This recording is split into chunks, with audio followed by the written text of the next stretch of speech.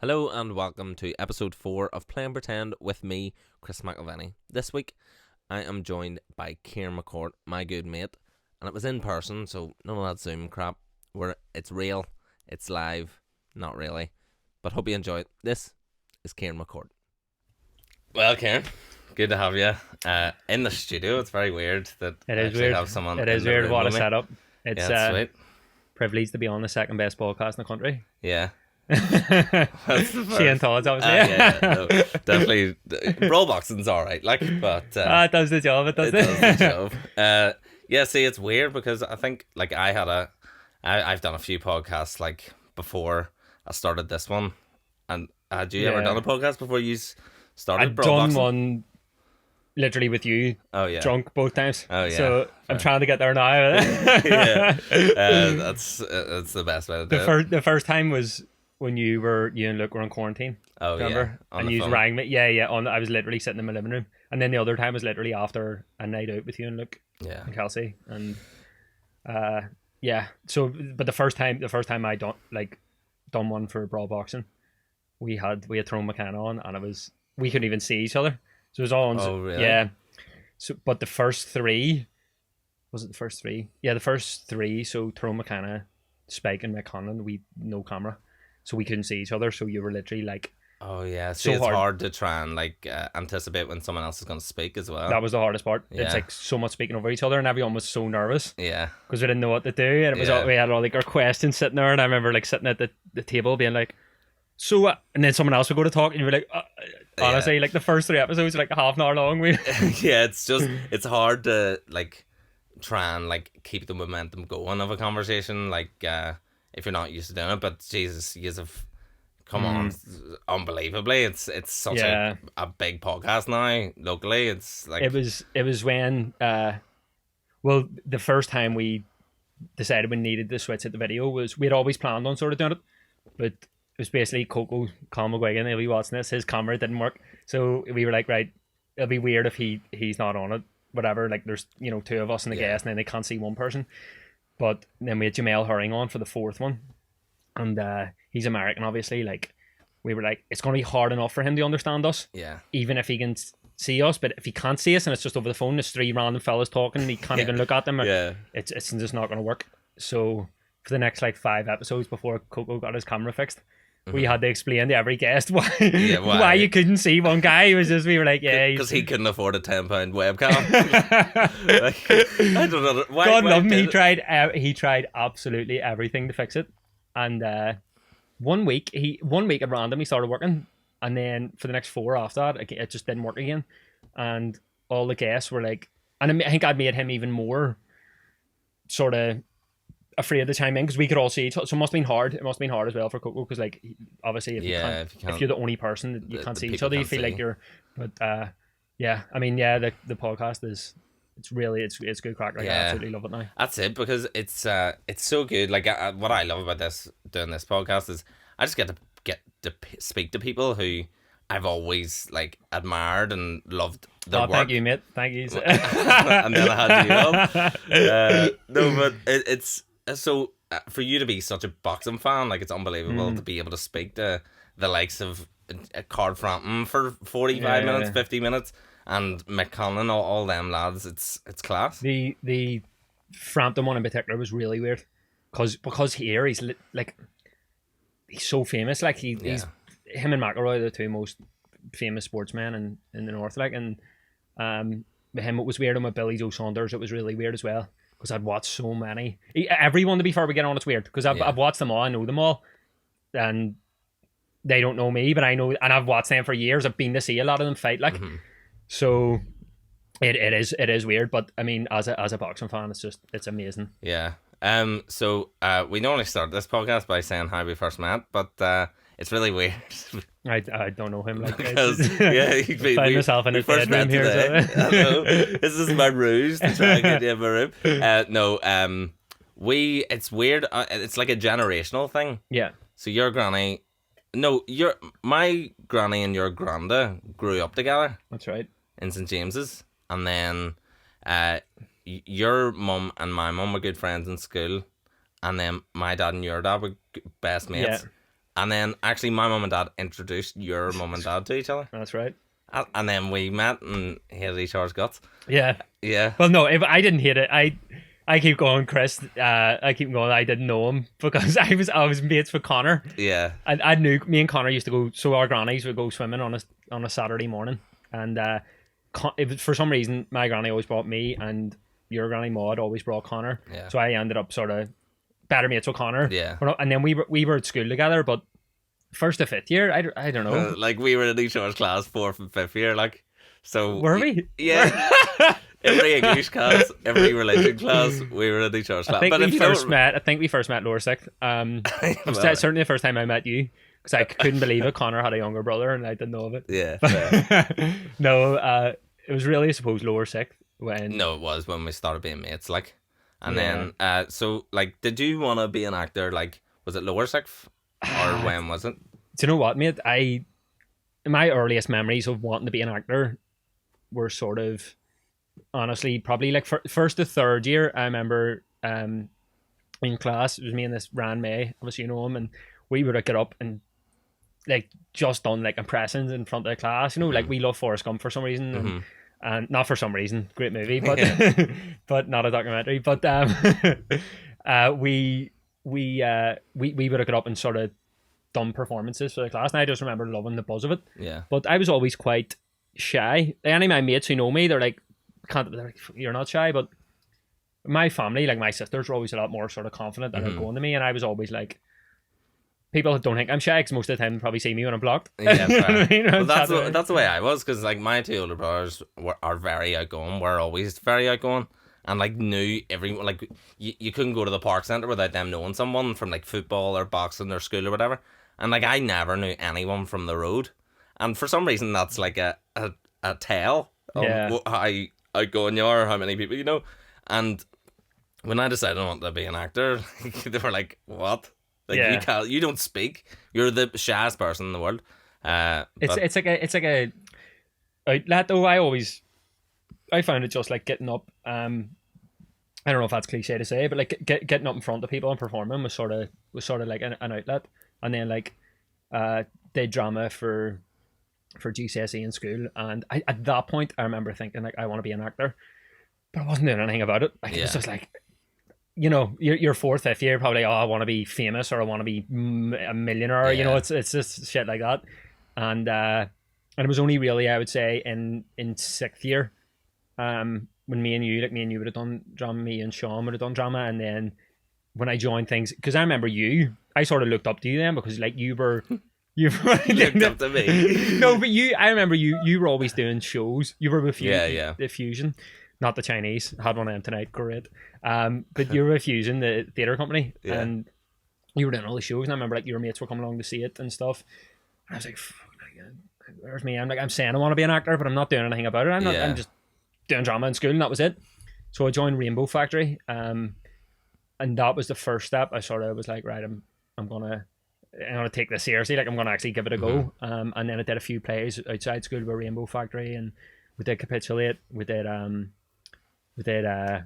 Faustus. Dr. Faustus. Well, that was a mad play that we how did that come about? How did we know about that? What happened? With Faustus, I think it was we were in. How did we know about that? I don't know. I wish we had them.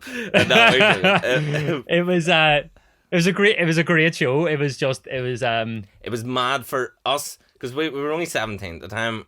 We hadn't really been in that many plays. We'd been in school stuff. Yeah. And I'd obviously been the odd musical, but always in the background, singing off key or whatever. But then this play, Dr. Faustus, it's about this guy who sells his soul to the devil for all this power. But there was a very sexual energy throughout the entire show. Because I remember there was one time, it was during rehearsals, and the 7 deadly sins are in it. And there was after rehearsal, the director, this woman, she was like, right, all the girls, thanks very much, see you later, you go home, fellas, you stay here. Right, the 7 deadly sins are in it, and I need to find my lust. So who is gonna do lust? Did you do lust? Yeah, I ended up getting it, but how I got it, because what she wanted us to do, she put on this music, like, she was like, like try and get me to wanna be with you, like no, like seducer. So I didn't know what to do, and like you had, because this play, it was all people who were actors, but like it was all ages. There was people in their massive, 50s and all, and all sorts of people. So they're all like dancing and trying to get this woman, and she was like playing it off like she didn't want. And then me, 17-year-old, I don't know what I did. I don't remember what I did. And then the next week she was like, "Okay, 7 deadly sins, lost Chris McIlvenny." I went, You were loving what did I do? I can't remember. You were wrath. I was wrath. Yeah. But it was weird because we had, I'm sure you were the same, but like we auditioned for that thinking it was just a normal theatre show. So it was like, you know, acting. Acting and brilliant. And we went to audition. It was up in just off Dublin Road somewhere. Yeah. A big like parish hall, and then there was no callback somewhere else. And then I remember getting we got the part. We got told we get in, and our mate, shout out Sean Campbell, Didn't even get a part. Sean didn't get a part. God love him, he auditioned. I think that was his acting career sort of finished. Yeah. And then, but we didn't anticipate that it was physical theatre. Yeah. Completely different. I mean, it was like it was like going to a 6 hour on a Sunday. You had a 6 hour 6 hour rehearsal. And then on a Saturday or Friday, you had a 3 hour, and it was quite strenuous, like, especially for the first show. And it was literally like a workout and a dance the whole time. We dreaded going, like, proper dreaded going, like trying to think of excuses to get out of it. Which, like, it's fun because we were 17 and we wanted to be actors, but like, and you wanted to be professional, but like, it just was not. It was so out of our comfort zone. It was frightening. I remember just on about the excuses and not going. So remember, I said about the flag protest. Oh yeah. So I because you weren't going that day. Yeah. And I went, fuck it. I'm not going there. I went. I'm not. Like, it was bad enough. It was bad enough going, and at least we had each other there. But you why were you not going again? There was some reason. I thought of it. You thought of it. Yeah. But I think you had a genuine excuse. And I was like, I'm not going. And so I said to them there was flag protests on this day because it was in like a loyalist area, and I remember ringing them or whatever, or mailing them in the group, and I says, look guys, I've just tried to go down, and I got out of the car and I was like, do you hate that? I was 17. I thought this was a great excuse. I was like, and there was flag protests going on, and I was worried for my own safety because it was, you know, it looked like they were about to attack me and stuff. Yeah. So I went home and honestly, like, got like literally just loads of laughing faces in the chat. Like, get down here now. I'm pretty sure I put a few laughing faces in too. I was like, I had a good excuse. That's see, to be fair, at 17, I would have thought that's a good excuse. I was like, fair enough. I would think that's a good excuse even now, but apparently not. No, they were just like, don't be like, put a jacket on and come down. Yeah, like. fair. And because it was so, because they were all, it was cross community type thing, so like people from all backgrounds. But what's so funny is like we weren't getting paid for that. No. And you would have sworn we were getting top dollar the way they were behaving. It was like this show, you need to put it on your cover photo and the poster and all. They did a great job though. It was do you know what? It's so funny experience. because like the rehearsals were so like strenuous and hard going, but it was when we actually did the play. Like my mum and dad came to see it. And I used to, anytime they were like, what rehearsals have you got? Because I would still be doing musicals and stuff. I'm like, I have the Dirty Play rehearsals. It was filthy, like, some of the things we had to do. I was surprised you brought. I didn't bring any family or friends. I know. No one. But see, before, when we actually did perform it, well, I was quite proud of it. It was great. It turned out absolutely great. My thing was, and it took me a long time to get over that, was I never wanted my parents or my family at shows. Because it made any type of shows? Any type of show. It made me so nervous. I remember it was the first time they seen me perform. I think it was because they'd never seen me act. I think that's what it was. And I'd tell them I was an actor and I was telling them I was good. So it's the pressure. But I was like, you know, and it was just that pressure of like them coming and maybe them seeing me and being like, can he actually do this as a career? Like, can he be an actor? And it felt quite overwhelming to me. But I remember, I think the first show was actually the upper sixth play, right? How to succeed in business, and they came to see that, and then capitulate when we did that, laying the flag, and they were there, and I was so nervous, like I can't even explain. Like I always say that you could have like 300 maybe done performances in front of a few hundred people, like nothing huge, but like a few hundred people. And for me, it would be way more nerve-wracking just doing it in front of like my family in the living room. Yeah. 100%. Well, see, like, so would you, if there was like, if you didn't know they were coming and then you found out after that they were there, how would you feel about that? Would you? No, that would be great. Oh, fine. Yeah, it's just the nerves before. It might be to do with like I care more about what they think. Yeah. Than like 300 randoms. Yeah. Like I'd be like, my dad's not on it. Is he gonna think I was good? You know, I don't know. Maybe I don't really know, but I don't know what it is. But it definitely makes me more nervous if my family, even friends, lesser degree friends. Yeah. But like anytime I do a monologue or I do a bit of acting, the first people I send it to is my family, because I want to just make sure that I get their recognition. You know what I mean? That they think it's good, and then if they think it's good, then I'm happy. You know what I mean? I'm happy enough. And your dad, like, he knows so many films, like he knows all the stories of the old actors and stuff, so he kind of has a good judge. Where like my dad, we were watching they were watching Vera last night. You know, that drama. She's like a detective, and Mark Addy was in it. You know, from the Full Monty. Yeah. Right. And my dad went, and he said a few lines, and then his scene was over or whatever. My dad went, "Oh, that's some fall from grace for poor Mark there." I went, "Why?" He was like, "Well, he was in America and all. He was in the Full Monty. He's a big star." I went, "And he's still on TV. He's making money. It's a job." And he went, Nah. Much do you reckon he's worth?" That's my dad's favourite question. "Do you reckon he's a millionaire?" And we would watch, like, Jeff Bezos would be giving it. "Do you reckon he's a millionaire?" Went, that fella's definitely. Like, anytime we were watching TV, Ant and Dec, "Do you reckon they're millionaires?" "Yep, definitely." And anyone I've got on this podcast, he's been like, blah, blah, blah, net worth. How much are the worth? I can confirm I'm not a millionaire, if you're listening down there, mate. I think he knows. So you got into acting that way. And then drama school was a weird one for you because you weren't going to go. No. Yeah. So it wasn't that I wasn't going to go, per se. It was, first of all, my mum and dad wanted me to... they always wanted me to get a backup plan. This is in 6th year. Like, they ultimately ended up glad it did go, but in 6th year they were like, obviously, and I can understand why looking back, but it was a case of I've popped out of nowhere saying I want to be an actor, and they're like, hold on, like all my sisters are very academic as well, and I was like naturally smart like enough, but just didn't apply myself that much, and that's what they all say. Like, but no, but actually was like decent, you know, a test and stuff, but so they wanted me to do a different degree,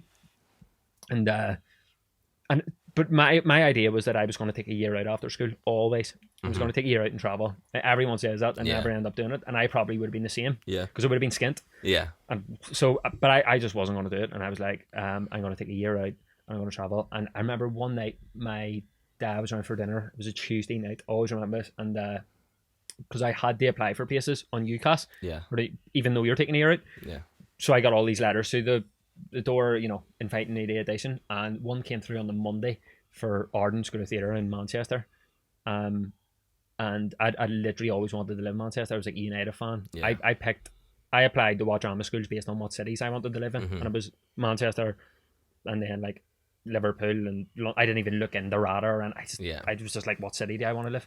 Anyway, my dad goes, so what are you gonna? And I went, no, sure. A letter came through inviting me to audition next month in Manchester, but I'm not doing it. He was like, why don't you do it? Why don't you do it? And it was like weird that, you know, like the butterfly effect, like that sort of small conversation. If he hadn't come around for dinner that night, I wouldn't have done it. Yeah. And God knows I might have took that year out and never went back to acting. You know what I mean? I might have just lost interest. But he said, I'll book the flights tonight. Let's go over. When is it? 3 weeks? I'll come over with you. Get the game, all the rest. So 3 weeks later, I went over to Manchester and auditioned for this place. And then that's really how I ended up going. But it was a great, because I do think like a year out, number one, I knew I wouldn't have done anything. Yeah, especially at that age. Like when you're 18, just out of school, like you're kind of thinking, right, I'm an adult. I don't have to go to school every day. I can do whatever I want, which means you're not going to really do anything. So if you kind of, like, I feel like the reasons to why you're at that age to go to university or go to drama school, it's specific. You're just kind of in the mindset of learning. Yeah. So you can just keep going. You may as well just bash it out and then do it in 3 years. That'll be you done. 100%. And you'll have a degree. You'll have all your A levels, GCSEs, all the rest of it. Obviously, a lot of people are different, but I felt that for me, and probably for you. You just felt like, well, I may as well just get it out of the way. Mm-hmm. But then, I think both of us kind of underestimated how good drama school would be, because it wasn't like school. It wasn't as academic, anywhere near as academic. Yeah. It was very hands-on. Like Arden, we both went to the same drama school. It was weird because my only experiences of acting to that point were just amateur shows and and media studies. And you know, we did media studies. So we did media studies A-level just so we could act in the films that we made. And we didn't even act that well in them. It was so ridiculous. We would terrible, yeah, so terrible. Bad. I had to take them down from YouTube like 2 years ago.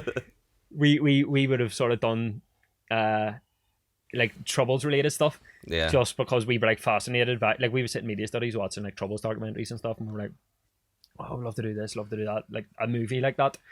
So we would write scenes, and there was no film making involved. It was one shot, you know what I mean? Not even an over the shoulder or anything fancy. It was just one shot of you and one shot of me, and we'd just be acting, and we'd cut in between. And I threw in an accent there, you know, like just there. I was like, I'll do an English accent to really show him fucking Daniel Day-Lewis. Well, do you know what's so ridiculous? Rewatching that, like, obviously you've taken it down, thank God, but like, there's times when I'm like being all serious. I'm this guy who's like going to prison for the rest of his life. He tried to blow someone up or something. It was a ridiculous thing that we wrote, and I'm like, you will regret that. I looked right down the barrel of the lens like 4 times, and I can't. And like now, that's like the one iconic thing you don't do, and it's just like, it's like I'm talking. It kind of seemed meta, like that fella was talking to the audience, like, fuck the British rule. I'm like, why are we writing this? I remember it was like The Office. You just there, like, look at the camera. But I remember us showing our media studies teacher at the time, and him being like, I remember us standing over his shoulder, and he was looking at it, and he was going, yeah, it's good, like, but it's there's no real filmmaking there, like. And we're looking at him just like a scene of acting, like there's no media, like, there's no filmmaking here at all. We thought we were fucking the Coen brothers. We were like, this is genius. It ended up your dad's favorite film. It really did for a long time. I can't. Anytime I'd come in from school, he'd be like, tell you what, Kieran's accent, that unbelievable. Oh, I loved it every time he'd be watching it. So then you went to Arden, and you were 2 years above me, because what ended up happening, when we left school, you went to Manchester, I went to Newcastle, and we were both like, this is unbelievable. We're both in drama school, and then on my first day, it was Newcastle College I walked into, and they were like, welcome to the foundation degree in acting performance practice, and I was like, I think I'm in the wrong place. And they were like, oh, what's your name? I'm like, Chris McIlvenny. Like, oh, no, you're in the right place. You're in it. I was like, foundation degree? What am I doing here? And it was very much physical theatre, and I still had PTSD from the dirty play. So I was like freaking out. Like, I don't know if I could do a degree in just that. That's mad.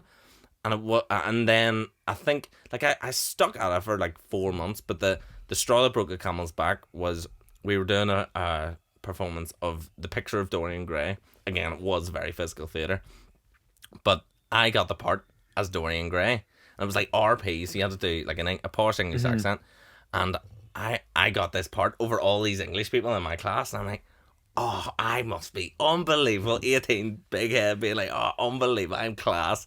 And then I had 2 days off, Monday and Tuesday, and we only rehearsed this thing on a Wednesday because that was the class for what the show was for. So Monday and Tuesday I was off for 2 days, tonsillitis. Came in on the Wednesday, still shouldn't have been in. Doctor's note and all. Went, sorry I wasn't in. The head of acting called me into his office, and I was like, listen, sorry I wasn't in. There's my doctor's note for the past 2 days. And he went, thanks very much for that. Listen, Chris, we've made a decision, and we've decided to recast the part of Dorian Gray. Fuck. And I went, why? And like, we just feel like we can't be having you having days off all the time. I was like, I had tons. I just gave you a note from my doctor, and I felt so bad for. So then I had to go to rehearsals, but it was like we were doing 2 different performances of 2 different shows. So we were doing Dorian Gray and Thelma and Louise. So the point of that was because it was like 25 in my class, and it was so everyone had a chance to be like a lead role. Yeah. But then because I got Dorian Gray, I didn't have a part really. I was just the chorus in Thelma and Louise. But because they then took Dorian Gray off me, I had no part in either show. Oh, I was just part of the chorus, and I was like, "What?" You were done dirty, yeah. I went, "What happened?" I remember ringing my mum. I was like, "They were gonna book flights and all to come see this show," and then I always remember me coming down to visit you in Newcastle, and you meet me at the bus station in Newcastle, and I remember the first thing you told me, you were seething about it. Yeah. And you were like, you told me a story, and I knew then you were very unhappy in Newcastle. Yeah. And even I love Newcastle. It was that course. That's what I mean. Sorry, yeah, melted me. Yeah, and I remember you just like fucking what they've done all, and at that point, I can't remember if you said or not at the time that you were going to drop out, but I could sort of sense it. Yeah. And I was eyeing you up for Arden like that whole time. I was like, get this one to Arden. Like, it's crazy how I end up going to Arden because, we'll talk about what you done while you were in Arden. So, was it second year you were in when you did Fractured City? Yeah. When it would have been, it was the end of my first year, summer. Okay. Getting into second year, yeah. That was that was one of the funnest things I've worked on. It was like quite intense, like 5 or 6 days. And it was my first real, I would say, introduction to like screen acting. Yeah. Like I'd done like Sparkle Mystery, which was very much like it's CBBC show, so it was like a few episodes of that, but it was very much over the top, like hello, every word, every word. So, like I had to go into ADR after I'm not joking here, nearly for 3 episodes, nearly every word I said, and it was like over because I was like an 18-year-old, like from Belfast. I spoke very sort of like a lot faster, than I do now. Yeah. And I was like, and they called me back and they were like, we're going to need to basically reshoot all your scenes in ADR. Wow, that's mad. And it was like, how are you doing? Is everything okay? And they're like, perfect. And you're like, oh, that's amazing. God. I was like, we don't speak like that. No one speaks like that. I'm not Mike McGoldrick. No, it's so ridiculous because, like, obviously, it's a different, I think, maybe style of acting, like that type of kids thing. But it's maybe hard because that's an introduction, your first professional job, and it's that type of thing, and that's not what you were used to. Like I know me and you were kind of different. I always wanted to do theatre, and you were always like, nah, I want to do film. Like, unbelievable. And then you got Spartacus Mysteries. I was like, unreal, TV on camera, that's what he wants. And then it was all fantastic. Like, it was that you had to. It was a great experience. Like 100%. I was only in upper sixth at the time, and when I got cast in it, it was like, I thought I was famous. Like I showed up and I had my own trailer and all, and it was like, this is such a cool. It's my first ever time on a TV set, and all the rest. And yeah, it was a great experience. But with Fractured City, it was like, it was more like actually being able to show my acting ability and really to get into a role. Yeah. It was a role I could identify with. It was set in the Troubles, you know what I mean? But it was a working class lad from Belfast, and I identified a lot more with him than some army sergeant. Yeah. You know what I mean? Who I couldn't, I just couldn't get in. I didn't know anything about character development or anything else. So that, having that first year in drama school, do you think you applied what you had learned in that first year to Fractured City? Yeah, for sure. I mean, it was even if nothing else, a lot of confidence as well. Do you know what I mean? I'd been acting for a full year straight now. Yeah. You know what I mean? When I went into Spartacus Mystery, it was like no acting and then straight in. But it was like, this was like at a full year of only doing acting. Yeah. And then I did Fractured City, and it was like 5 day. I think it was like a week long shoot, but really intense. So we'd be like filming 12-hour days, and then I remember it was one time like went home for like literally 3 hours sleep. Then we were doing another scene up in the Black Mountain, sunrise in the sunrise, and I was like, man, I sleeping like 3 hours and waking up like dazed and just being like, but it was really cool because I felt like a proper actor then. I was like, I'm grafting here. Do you know what I mean? It felt really, and I was working with like established actors. Like I knew like all the guys who else were cast in it, and I was playing the lead, and I was like, I felt it was, for me, it was my first sense of like confidence in acting, where I was like, I can actually do this. You know what I mean? 100%. So I was definitely one of the best experiences. Yeah, and it was unreal because I know you had done another. It was actually a feature film. Braxton. Is that what it's called? Braxton, yeah. But I remember it was you were in second year at the time, and I was still auditioning for drama schools because I wanted to go to London. I had my heart set on London, and I was doing all these auditions and just getting nowhere. Had a call back for Lambda. That was my last thing left. And I remember you came home, because you were living in Manchester, obviously. You came home because it was the Belfast Film Festival. And you were in 2 movies in the Belfast Film Festival in Dublin Road Cinema. And like, there's hundreds of people in the cinema. And you're in 2 of the films. And they were unbelievable. And I was like, what am I doing with my life? I don't know what's happening. Because I don't think, definitely not in a bad way, but I feel like you and I always not compare ourselves to each other, but like, we always kind of use the other one to like push us forward and be like, okay, well, if Ciaran's doing that, I wanna try and get into something and do it. It was always a good drive for me. And then there was another showing at Queen's Film Theatre, and I was telling you how I have a Lambda call back and that's it. And I said to you, I was like, listen, if I don't get that, I'm giving up. I'm not going to be an actor. I can't do it anymore. This rejection. It was because I get the rejection for auditions for parts. Yeah. That's fine. But auditions for even training, drama school auditions, I'm getting those, and I'm like, I don't know if this is the right thing for me.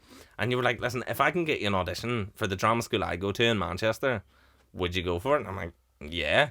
And you were like, it's as good as the drama schools in London, if not better. I'll get you an audition. So you got me an audition. I flew to London, did the Lambda audition, came to Manchester, and we went out the night before my audition. And it was a terrible idea. Like, we were up till like 4 in the morning. My audition was like 9:30 or something. And I was sitting in the canteen, and I don't drink coffee or tea or anything that wakes you up. Yeah. So I'm sitting there, and they'd give me a script to like learn for like a screen test, and I'm like sitting there like that, and you came in freaking out because you were like, this is on my head, because the thing was as well, what the reason I was fuming, and I had no reason to be fuming because I was the one who brought you out the night before, so it was totally it was yeah, I don't know my where fault, around Manchester, but because they'd stopped doing it since at that point. It was late on in the year, you know, and it was April or May, and I literally said to like Jim and Marie, two of the tutors, I was like, look, I was like, I have this guy from Belfast. They loved Belfast actors as well, like, and they always said there's so much talent coming out of Belfast, and I said, look, I have this guy, he's really good. I went to school with him, blah blah blah. And they were like, well, we're not auditioning anymore. I was like, I'm telling you right now. And they were like, well, you can vouch him. We take your word. We can audition him on his own next week. Can he come in? So you were in London at the time, and you were going back to Newcastle. And I texted you and I went, mate, they can do you an audition on it was Wednesday afternoon, and you came. But my stress was when I seen you that day, when you went in, you'd had like 4 hours sleep. You were hanging. Yeah.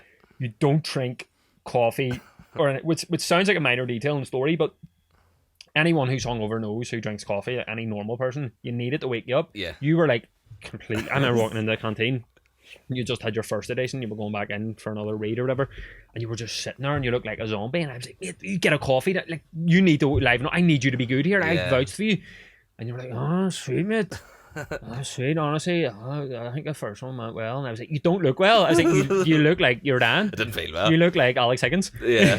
But what's so mad though? So. Because for that you did a screen test, because normal drama school auditions you do a contemporary monologue and a Shakespeare monologue, but for Arden, because it's acting for live and recorded media, they wanted to see what you look like on camera and how well you can do it on screen. So you did a screen test. It was like a script that you had to learn, and then you did your Shakespeare monologue. So I'd done the screen test, and I was like, it went all right, because it was still hard to kind of learn lines in 20 minutes. And then had the Shakespeare monologue, and I did it. And then Jim, one of the tutors, was like, so if you could just tell me what you think you're talking about, what you're saying. I again, very young, inexperienced, very naive to think that they wouldn't pick up on the fact that I have no idea what I'm talking about, Shakespeare. So I went, well, I always thought it meant this, that, and the other. And he just went, that's not right. No, that's nothing. that is not what it's about. I'll tell you what it's about. So he told me and gave me a real good backstory and was like, this is what you're saying, and he tried to relate it to being from Belfast and being a Catholic and all that jazz. And he went, okay, go. And I stood up again. He went, no, just sit in front of us. And I was sitting as close as I am to you now. And they went, just go. And I did it. And honestly, to that day, that was the best acting that I had ever done. Yeah. Like before that point, that was the best. And he went, yeah, that's it. And did you think at that point, like, yeah, I've got it? I could feel it because Yeah. they just had beaming smiles on their faces and they were just like, yeah, you did exactly what we told you to do. I was like, yeah, well, I'm not going to ignore you. And because I think acting, a lot of it obviously is talent and being able to do what you do. But taking direction is such an important part of it. 100%. Yeah. Because if you can't take direction, then no one's gonna want to work with you. 100%. If you don't listen to a word people say. You can't be versatile in that sense. Like if you're that's the problem with being too locked into a character, or learning something that is so locked in. Like you might get on a day and they might change it. We might be shooting a scene in this room right now, and then on the day something happens. They go, right, we're gonna need to shoot it on a beach. Yeah. And all of a sudden you're locked into, I learned it this way. You need to be able to sort of free yourself in that sense to 100%. to be versatile. And if you rehearse something like to yourself, if you learn, say, a monologue in a certain way, and like even like each way you say a word, if you then they're like, okay, try it. You're hungover and try it that way, and you've learned it really overexcited. And if you can't do it hungover, 100%, then what are you doing? Like, 100%. That's the whole point. So you did Fractured City and you ended up getting me into Arden. Yeah. So then we moved in together in Manchester. Amazing. It was class. And I always think back when we lived there in that place, because we lived above a bakery. Yeah. Pete's Bakery. And that place, like, it wasn't nice. Like, that's one way to put it. I think the issue was we didn't have a Hoover. So it was just, I don't know why we didn't buy the sofas. Do you know what? It wasn't awful. I was going to say it wasn't awful. There was times where it was like 5 black bin bags in the kitchen. Oh shit! Yeah, I forgot about flies. My only ever worry was mice or rats. Yeah, we never had them. Like absolutely terrified of mice and rats. Don't give a. There could be fucking lions in the house, snakes. I don't care. There's mice or rats, I'm out of there. Like, I swear to God, I would have moved out and lived in a hotel the rest of the day. Well, you said that all year. You were like, if there's one mouse or one rat, I'm out. Out. There wasn't. But the thing is, I think there wasn't. It was an absolute injustice that there wasn't. It was. I felt bad for the rats and mice because they would have loved it in that place. The fact they didn't come in says a lot about the state we were keeping it. Yeah. The flies loved it. The flies loved it. The flies are ballsy. They could get in and out. Yeah. Mice and rats, like, I'm not entering there. I couldn't be bothered trying. I wasn't that bad. It was. There was times it was just a weird setup. There was the kitchen was connected to the bathroom, which was weird. So you'd walk through the kitchen and then the bathroom. Like, I don't even know if that's legal now. Because I remember talking to a landlord, and apparently there has to be 2 doors. Oh, between a bathroom and the kitchen. Yeah. You'll never see a kitchen where, like, you're in the kitchen, then you open the door and there's the bath. It just won't happen. Yeah. But I think this was an old place. But cracking year. Oh yeah, some crack. Brilliant year. I loved it. Absolutely loved it. And then, so like at the end of that year, that's when you graduated, and you got picked for Spotlight Prize. Yeah. And the thing is, like, Arden School of Theatre wasn't really an accredited drama school up until that point. Like, you kind of put it on the map. Put it on the map, bro. But you kind of did, like, because Spotlight now they're very aware of it, but like, I think before that it was kind of like they never really considered it. And you getting Spotlight Prize and doing that. I remember Marie. I think she was more buzzing than me when I got chosen for it, because I'd done this tape. I remember I'd done the what did I do for the Bobby Sands monologue in Hunger, and I'd done it, and then they put it forward about it. You could pick between your year, and then you could put it forward, and then it's sent away for judging or whatever to see if you get picked. But I was sitting in the library one day with the class, and Marie came in. I was like, Ciaran, can I speak to you? You know, when Marie gets on, and she called me out, and I was like, what the fuck have I done now? And she was like out there, you know, like going mental. And she was like, you got picked for it. And I was like, yeah, like, I don't know how to react. What is it? Yeah. What is it? And she was like, yeah, you got picked and all. So it was like, then that was a real buzz, because that was the first time I was like, right, I'm just as, like, I felt just as confident as anyone in the country. Yeah. You know what I mean? It was like, I can jockey with anyone. Yeah. Whether they went to London or RADA or whatever else. Yeah. So, it was definitely one of the sort of buzzes, especially in third year, because you were leaving then, and it was like, What this is comes good. next Yeah, what after comes this? next? Yeah. Like, there's a great opportunity. Like, Yeah. Because I remember when you got picked for that, and like, like you didn't really know how big of a deal it was, and well, I obviously didn't, and but then you had to do when it gets explained to you, the fact that it's one of the top 20 drama school graduates in the UK and Ireland, like that's mad. So each drama school puts one person forward, and then it was it was really fucking nerve wracking, to be honest, when it sort of got explained, and it was like, so you go and do a film one, and then you go and do a stage one, but the stage one is an invite only industry audience, 300 people there, dinner and a free bar. Of cast and directors, it was like, yeah. It was like it was really overwhelming. Like at the time, because I'd never really even in Arden to this point, I'd performed in front of like a max of 200 people, 100, 200, like, and then but it was just local people, you perform in front of. This was in like invite only industry, like, and like the judges, it was Vicky McClure was one of the judges, and Shaheen Beg and all these, Toby Whale who cast James Bond, and all these other people. Yeah, I was sitting backstage, and I was like, literally like heart palpitating on the night of the thing. I was like, this isn't right. Like, should I meet? Am I cut out for this? Like, am I really enjoying this? But as soon as you go out on stage, it disappears. Like, you'll know, because next 2 years after, 2 years after I got picked, that was mad, to be fair.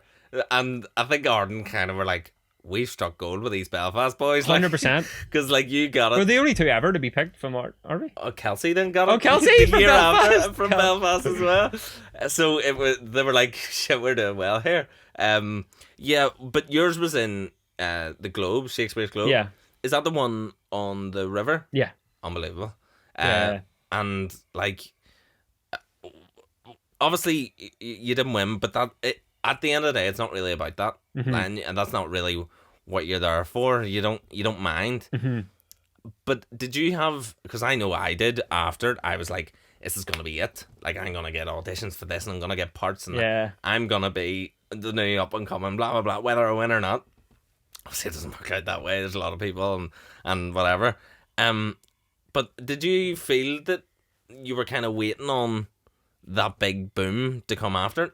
To be honest, like there was a part of me after that did think, I don't know, I sort of thought that it could have. It was hard to say. It was weird, because you're always told like, you come at a drama school and it's not. It's going to be very slow for you the first few years. It's going to be like if you're not ready for this, don't get into the game. Don't get into acting. The whole thing, you get told 95% unemployed, blah blah blah, and I sort of felt like I jumped the queue with Spotlight Prize. Yeah, like and there was a sense, like, after, like, the next morning I was lying in my bed in London. I was staying in an Airbnb for like 4 days, and my agent rang me, and Shaheen Beg rang him. Shaheen Beg, who cast Peaky Blinders and stuff, rang him, was like, absolutely love Ciaran, blah blah blah, can he come in for a general meeting tomorrow?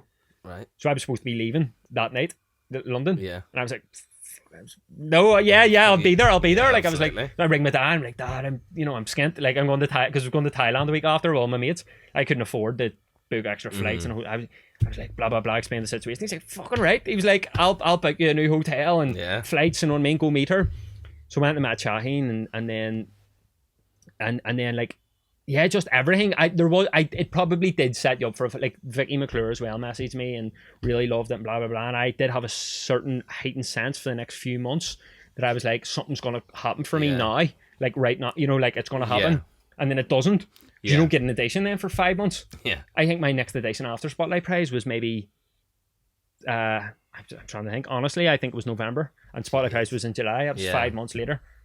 So there's me expecting to, like, jump into a film, and I don't even have an audition for a film or a TV series or anything for another 5 or 6 months. Yeah. So it does sort of set you up. Yeah.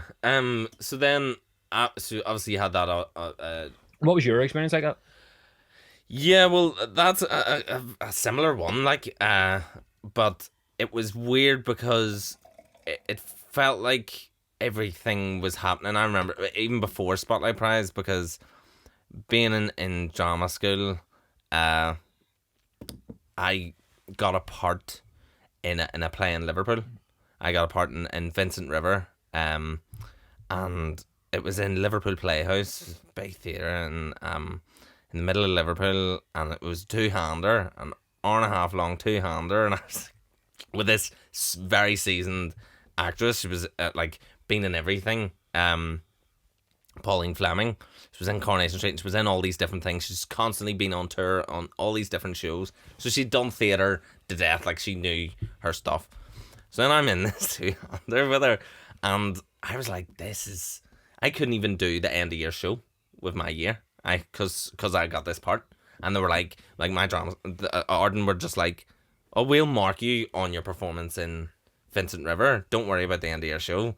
This is your first professional gig. Don't worry about it. I was like, okay, sweet. And then I think I got the part in Vincent River, and then 2 days later got told that I was a finalist for Spotlight Prize, and I was this is it. And also that was my last day of uni. The day I found out about Spotlight Prize was the day we did our dissertation. So you like performed your dissertation. So I performed it, did that, and then had already got the part in Vincent River. And Marie was like, "Listen, you're not going to be doing the end of your show, so this is kind of your last day in drama school." And this was like April, and like and everything's just falling into place for you. Yeah, this is you finished. You're done already. And then a day later got Spotlight Prize, and I was like, this is it. Like, this is what you do it for. Like, to fucking get all this stuff. And then I wanted to, like, you lived in London at the time, and I wanted to move, and I couldn't really afford it. So did the show in Liverpool. Unbelievable. It was so good. Such a good experience. And then moved home. And knew I had Spotlight Prize coming up, but it kind of, I felt like out of the game. Because being in Manchester, I was always rehearsing or doing a play or going to see shows, and you're just in that environment. And then moving home, I was working in the beach lawns, serving food and drinks, and I was like, what am I doing? Definitely an anti, massive anticlimax. I was like, oh no, is this the end of the story? Yeah. What happens here? So then I did Spotlight Prize, and it went really well. Like, I absolutely loved doing it and met so many good people. And then didn't win, was like, oh sure, I'll have a few meetings, had an agent and stuff, and just nothing came. Yeah. Nothing happened. It definitely does. It definitely does set you up, not for a fall at all. It's still always great to have, and it definitely helps getting in the room. Yeah, with they always take you more seriously if they see you're a part of Spotlight Prize, but it's not. Yeah, I think you think it's going to be like this catapulting thing. Yeah, like this overnight success story, whereas it doesn't. You know what I mean? And it's great. It's just a great accolade to have. So after Spotlight Prize, you moved to London, and that was a ballsy move, because at that time, did you know really anyone that lived in London? No one. I knew my mate Jack was living there, and that was literally it. But he was coming to the end. He was in his third year, so I moved over 1st of February, and he was finishing in the May, and I knew that he was. Sounded like I was about to cry. It wasn't that. It was something in my throat. But I knew he was coming to the end, and I also knew that he was working. Like, he had said to me, "Look, I can meet you for pints or whatever." That's all I wanted. I just wanted someone there on a Friday or Saturday. But absolutely. But he was coming up like this final exams, so like there was. The first few months, it was terrifying, to be fair, moving to London. It was definitely different to moving to Manchester. Yeah. Well, I think moving somewhere for university or drama school is very different, because you're forced into meeting people anyway. You have that place to meet people, and you go on like more nights out. And well, I think just being in that, being a student and being in that university setting, you meet a lot more people. But moving to London, just being someone who just lives there now. Like, you're a Londoner. It was, and the thing is with London as well, for me, it's the best city in the world. I absolutely love London, like, and I can't wait to get back. But it is very, especially if you're on your own and you're living, like I was living with like 4 random people. It was a great area, Wapping, like, you ended up moving, and for me, the best area in London. It was absolutely gorgeous. But when you're living with, like, I was living with 4 random people. it's so lonely. Like Yeah. I didn't interact. You know what I mean? And there was times where like, I was like, what am I doing here? Because like a lot of decent now are self tapes. Yeah. And I was like, I moved here because I'm an actor, because my agent's in London. But really, all the decents I'm getting, when I do get a decents, are online. So like, what? Why? I don't need to be here. Like I could easily be living in Belfast. Yeah. And there was a lot of that sort of like doubting why I'm here, but I did love it. It see, because I felt that exact same thing. 'Cause then I ended up moving to London. See, how long had you been there before I've I been moved? a full year and a half. Jesus, that's mad. More. Yeah, I moved there 1st of February 2018, and you moved there September 2019. Yeah. So about a year and 8 months I've been there. Yeah, fair. Like I found that similar feeling. It was like I was working in a bar, working all the time, and any auditions I had, any of the few auditions that I had were self tapes. Mm-hmm. I had one in person audition, and it was so ridiculous because I think in person auditions these days are still kind of self tapes because they're like glorified self tapes, because you go into a room and it's a guy who's maybe not even the casting director. He just owns a studio that they're gonna film so he'd read the lines with you. You have one take at doing a self tape. I was like, I'd rather do it myself. 100%. It's weird. So living there, I was just like, do I need to be here? But in saying that, when we lived in London, that was amazing, unbelievable. Especially in hindsight now, we're like, when you moved over, that was a massive buzz for me, because like I remember, so when I moved there in February, and so I told you, and Jack went home in the May. He actually went home for good because that was him finished. He was moving to Dublin, so he was my only real mate there. Or in Dermo as well, he was also going home. So like literally when Dermo and Jack left, I had no one. I didn't know anyone in London. Like you look at Snapchat maps and there was no one. That's how lonely you are. Like, and I remember saying to my mum, I rang my mum one day, and this was in like June, and I went, "Mum, I'm gonna come home, I think, for the summer, because I can't spend the whole summer here on my own." I was like, "I'll move back in September," and she was like, "Think about this and all now. You've got your own place over there and blah blah blah, and you know you've just got accustomed to living over there, and then you come home for what, 3 months?" Like she was like, You're not at uni anymore. You're not at school anymore, but you come home for the summer. You live there now." Yeah. And I was like, oh, that's not the answer I want, but it's the answer I needed. It's you know what I mean? Absolutely, and I didn't know that, because I know if that's such a good answer from your mum, because you would expect your mum to be like, "Oh no, son, come on home. If you feel lonely, and I'll come home." But that's no, just stick it out. Do you know what I think she knew as well? Like my man knows me better than anyone, and she knew I'm not good being stuck in like if I'm stuck in Belfast. So like just before I moved to London, it was actually a period of 6 months between me finishing Manchester, moving home from Manchester, and moving to London. So I was in Belfast for 6 months, sort of working in the civil service to save up to go to London, and I was like proper melted, like couldn't wait to get out.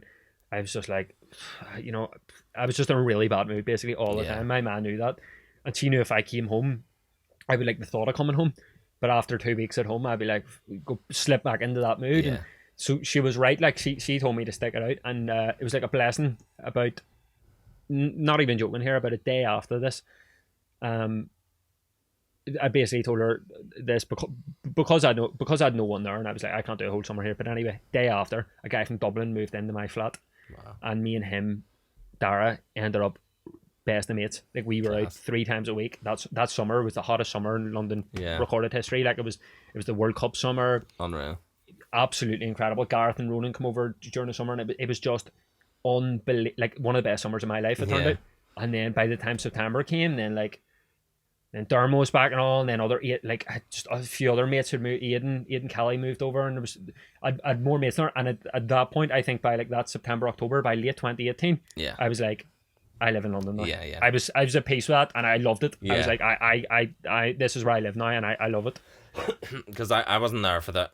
I wasn't there for very long. It feels like I was. It does, yeah. I was only there for 5 months, and then I moved to Italy. That's what I was going to say. Sorry, when you moved over.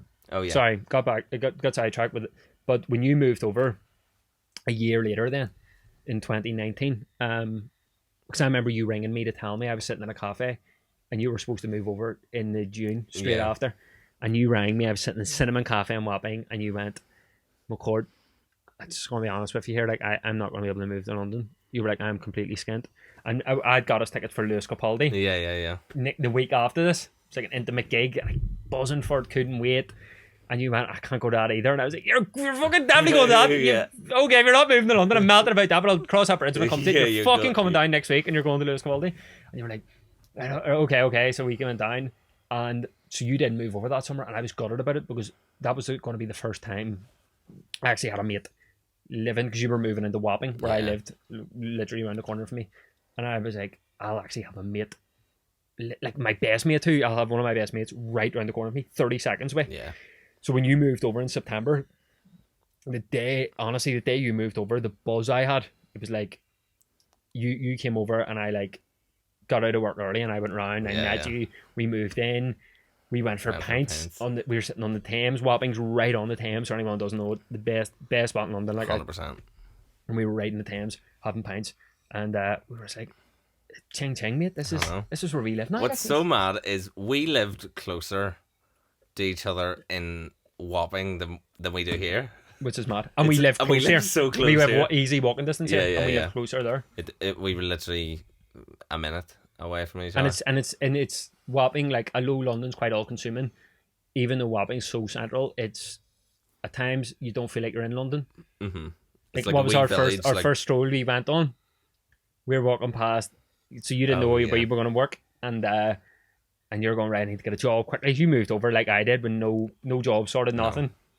No. Need a job quickly, and we were walking past Town of Ramsgate, which is a little bar on the Thames in Wapping, and you went in, you applied, and you went, right, come in for an interview and all, and it sounded like you were going to get it. So as we were walking out, we're walking on down the street, side of the Thames, and I went, mate, you know you're going to see Graham Norton all the time, because Graham Norton lives in Wapping, and he always walks past that pub. As we were saying it, mid-sentence, I think I was saying Graham. Literally, oh my god. He was standing in front of us, he was just walking past. Graham Norton, and he was there. It was like he appeared. It was and I went, so sorry, it was the first you had seen him. I was like, I'd seen him like a few times and like got a photo of him and all before, and it was the first, and obviously it's a huge name, and you were like, we both didn't talk, I think, for like 30 seconds. We're like, what are the odds of that? It was literally like speak of the devil, because he just appeared. It was like, holy shit. It was like psychosis. It really was. If you hadn't seen it as well, I would think I imagine it. I would like literally said his name into existence. He was just in front of us, literally right in front of us. But what's so mad is because how starstruck I was at that time.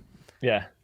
And by the time, I remember when my mum and dad came over for my, they came over to visit me in like January, so I'd been there like 4 months, and on the tube to come to Wapping, because I was bringing them to the bar that I worked in, we were going for dinner, and I was like, listen, it's such a ridiculous thing to have to warn your parents, mainly my dad. I was like, listen, if we see Graham Norton, do not speak to him. And he was like, what? I was like, please don't embarrass me in front of Graham. I know, well, of course, he'd be straight over there. This is my son, Chris. He works there. And fucking, melt my head. But yeah. But you ended up, the weirdest part is you ended up on basically like, first name, first hello basis. Saying hello to him. There was times I would go in, I would pop into yours into your bar. By the way, anyone in Wapping in London, or anyone in London at all, get the Town of Ramsgate. Best bar in the world. And there'd be times I was in there and you'd be serving me and you'd pop out to get something, a lighter or something, and you'd be like, oh, I just seen Graham there again. Like, so casual. I was like, I'm looking for something, like. He was just always there. And it's so funny, he used to walk his dogs. He'd walk his dogs all the time, but like he'd walk his dogs at really random times of the night. Like he'd walk at like 2 o'clock in the morning walking his dogs. But I'd say he's had a few wines when he's walking them, because the dogs are, he's like nearly dogs are walking him, and we'd be having like a lock-in in the bar, like having the best crack, and he'd be walking past, and like you've had a few pints, you're like, I could have sworn I just seen Graham Norton getting walked by an Alsatian, but I used to see him on a bike and all as well. It's so bizarre. Like sometimes you'd be watching the show the night before, and you'd be walking around the Waitrose and Wapping, and you'd fly past the bike with a wee helmet on though. You'd be like, it's Graham Norton. I thought that man slept in a suit. I know. And he was out in like shorts on his bike. I was like, what the fuck? Well, I've realised like famous people, especially being in this industry of acting and whatever, famous people and maybe famous actors or TV presenters and all, it's just their job. Mm-hmm. It's just another job. It just so happens that people are aware of you doing that job. You do your job on TV very publicly. Yeah. And I'm like, that must be a really strange thing. Like, obviously being an actor and having a little bit of fame and stuff, but like being Graham Norton, like, that is like fame, mega like fame, yeah. a name you say America and all. You can say his name in America and be like, oh yeah, Graham Norton. Like, that's mad. I couldn't imagine being that famous. Oh yeah, I think that's why he lives on Wapping though, because he gets away. Like, I feel like if he lived in Kensington or I know, sorry, he lived. We'll bleep out Wapping from every. Yeah, Whacking. Yeah, Whacking. But I think that's why, because like in Wapping there is a sense of community, and like Graham was left alone there, and a lot of stars live there, like a lot of big stars like Helen Mirren and stuff, and they get left alone because people are used to seeing them. Yeah, they get used to it. You've seen them once. Yeah. Like, I asked, funny about, we were talking earlier about Frampton, and one of the questions I asked Frampton on the podcast was, can you go anywhere in Belfast? I was like, you are one of the most famous people here. Like, are you able to just walk down the city centre? And he was like, yeah. He was like, the thing is, the difference is with me and McElroy, everyone's seen me. Yeah, there's not a person. Everyone's had their photo with me. Everyone's seen me. Everyone's saying, if you walk past me, everyone's nice. It's a hey, Carl and thing. Yeah. McElroy's never here, so no one's seen him. So when he's here, it's hysteria. Do you know what I mean? Yeah. Because I actually served Carl Frampton in the Davenish, and even even saying that, because Carl Frampton is like such a big name, like. And he just comes into the Davenish, and I feel like if you go about your life like normally, well then no one's gonna. Whereas with Rory McIlroy, like he lives in America, you very rarely see him. It almost makes it seem like he's more famous, but like, yeah, well maybe he is, to be fair. I think I would say to be totally honest, I would say in NI in the north, Frampton is more famous here on a worldwide scale. McIlroy is more famous because he's huge in America as well. Yeah, but I think like Frampton is loved and adored. Yeah, here he's like 100%. The Belfast sweetheart. You know what I mean? But definitely. We're equally as recognisable and big names. But I think that is like if you're just out and about, like that's Graham Norton's just out and about. Yeah. Everyone's seen him on Wapping. Yeah, no one's. It's not like walking down the street for the first time. Then he would get harassed. Yeah. But it's normalising that, so... Yeah, 100%. So then, obviously, because of all what happened with COVID and stuff, you had to come home from London. But then you joined is it a drama school, or what is bullshit? So it's like a screen acting academy, basically. It's like a 3-year course wrapped into 1 year. When I came home from London in March... I thought I was going back to London. I came home for a week for Paddy's Day, as I do every year, and I ended up staying at home because of COVID. It just last year COVID had just kicked off, and I just had a lot of like inner. I don't know. I just had a lot of like self reflecting, and I was like, I think I want to do more acting training, and I want to do like screen acting. Like, I was looking at places, and Bow Street. I'd worked with Shimmy Marcus, who runs Bow Street. For Spotlight Prize, he done my screen piece, the Hunger Monologue, and I was with him for like an hour on that day, maybe less, 45 minutes, and he got like the best performance ever out of me. I was like, I always kept that in mind. I was like, I loved what he done there, and so I had in my head, I was like, Bow Street was really renowned, and I was like, I'm going to apply for there. I was like, if I don't get in, do you know what, I'll go back to London. I'll just go back to London. So it was like a sort of tense waiting around. The only thing is, I told all my family and friends was auditioning, because they were asking me why I'm not going back to London at this point. And I was like, well, I didn't want to tell them, but I was like, I have to, because they're asking me why I'm not going back. So I was like, well, my plan for here. So then it was like a 2-month waiting to see if I got in. I was like, fuck, if I haven't got in now, and everyone's going to be asking me. Because people, when you apply for something, they assume you get it. It's like an audition. Yeah, 100%. Oh, I had an audition for this film last week. Oh, right, here.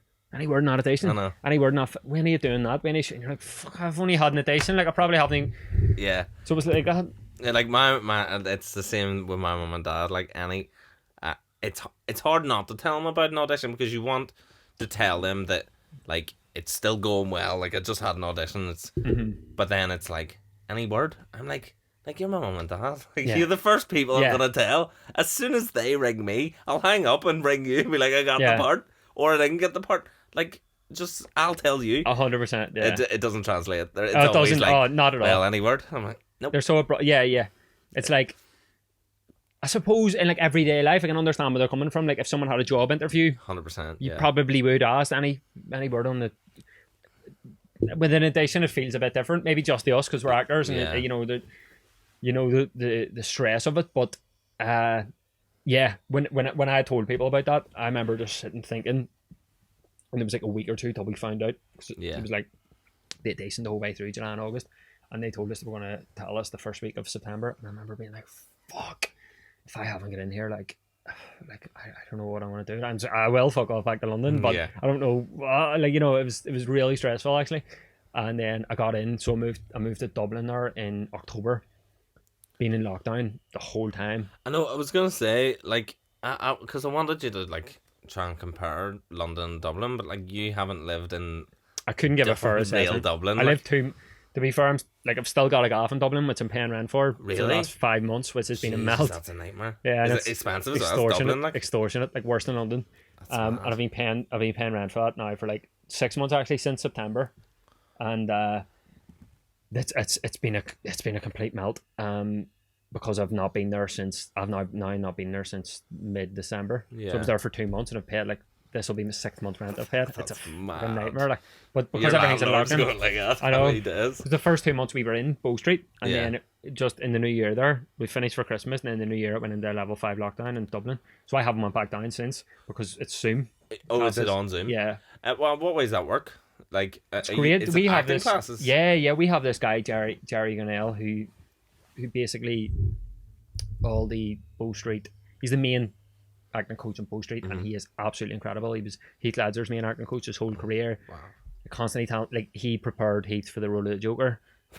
He's worked with Johnny Depp, made every big Tom Cruise, every big star you can think of. Like Andrew Garfield, it's mad. Like the guy's just an absolute genius, and you're sitting listening to him and you're just in awe. But the last month or two has been on Zoom, which is a complete melt. Yeah. They're trying to they're doing the best they can, and it is very good. Yeah. But obviously, it's always better to be in person. Yeah. But hopefully, we're hoping to get back in here in the next month or two. So back down to Dublin, and then fingers crossed we get back to normality. Listen, we'll leave it there. Thanks very much for coming on the podcast. Absolute pleasure. I get a few tins now, and do you know what? I might fight someone in the street so I can get on your podcast. Come on, you're more than welcome. Coco and Ryan, can we get them on? No other way. Do you know what? I actually did an interview with Geraldine Hughes, and I was talking about how I used to do boxing when I was like 8. And what's it? Yeah. I'm freaked out. Like, I just didn't want to get punched. I've been punched. I've never actually took a punch in the face in my whole life. Oh, and the cameras go off here. I'm gonna jab it up.